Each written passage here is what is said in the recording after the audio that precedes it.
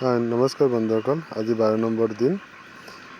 এয়া চাওক, আমি খোৱাৰ যিটো বস্তাত পাৰি দিছিলোঁ তাতে আমি পেপাৰ দিছোঁ আৰু দুই চাইডে পানী ৰখা আছে আৰু দানাবিলাক অলপ দানাৰ লগত মেডিচিন আৰু আপোনাৰ পানী একেলগে মিক্স কৰি ধুনীয়া কৰি দি দিছোঁ যাতে খাই আৰাম পায়।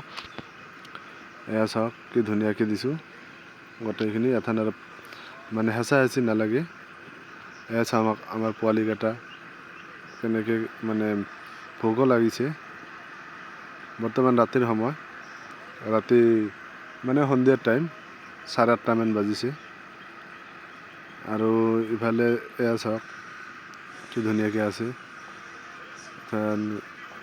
আমি দানা আৰু পানী দি দিছোঁ ইফালে, আৰু ইফালে দানা আৰু পানী খাবলৈ দিওঁ। মানে সৌফালে জেগাটো শুকাইছে হেন পাওঁ, সেইটো শুকালে আপোনাৰ হেৰি কৰি দিম, ট্ৰান্সফাৰ কৰি দিম। আৰু বৰ্তমান আমাৰ টেম্পাৰেচাৰ আছে 27.6।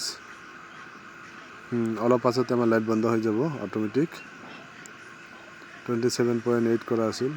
আৰু এইটো ছাইডটো আপোনাৰ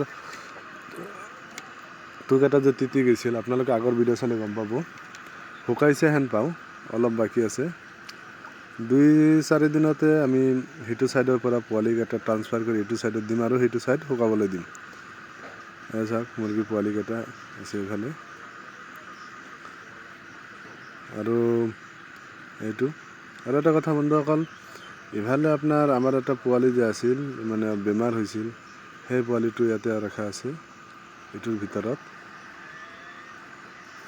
সেই পোৱালিটো ৰখা আছে আৰু সেইটোক বেলেগকৈ খুৱাব লাগিব। এয়া চাওক কিমান হেঁচা হেঁচিকৈ আহি আছে, মানে ভোক লাগিছে যাৰ কাৰণে এনেকুৱা কৰি আছে। গতিকে বন্ধুসকল চাওক, মোৰ 12 দিনৰ পোৱালি, 12 দিনৰ পোৱালিকেইটাৰ অৱস্থা চাওক কি ধুনীয়াকৈ আছে। মানে দেখিলে ক'বই নোৱাৰিব যে এইকেইটা 12 দিনৰ পোৱালি। মানে মানুহে ভাবিব যে মিনিমাম আপোনাৰ 20 দিন 25 দিন হৈ গৈছে।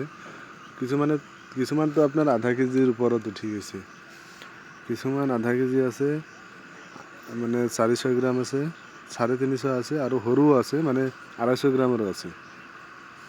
সেইকাৰণে ভাবিছোঁ যে 2-4 দিন পিছত মানে আপোনাৰ যাওক, এইটো সপ্তাহ যাওক, নেক্সট সপ্তাহত এইটো চাওক, এইটো অলপ লেংৰা লেংৰা হৈ আছে, এইটো অলপ লেংৰা লেংৰা হৈ আছে, চুচৰি আছে।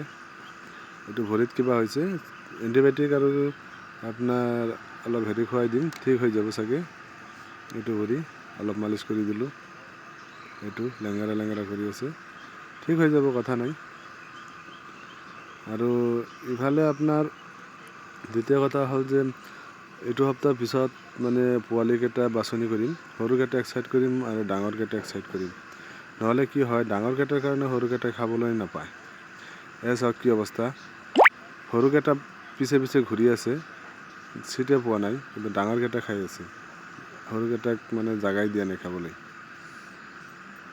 তথাপিও খোৱাৰ জেগাটো বহুত ডাঙৰ কৰি দিছোঁ। ঠিক আছে বন্ধুসকল, ভিডিঅ' চাই থাকিব, শেষলৈ চাই থকাৰ কাৰণে ধন্যবাদ। অহা ভিডিঅ' চাই থাকিব, নেক্সট আপডেট পাই যাব।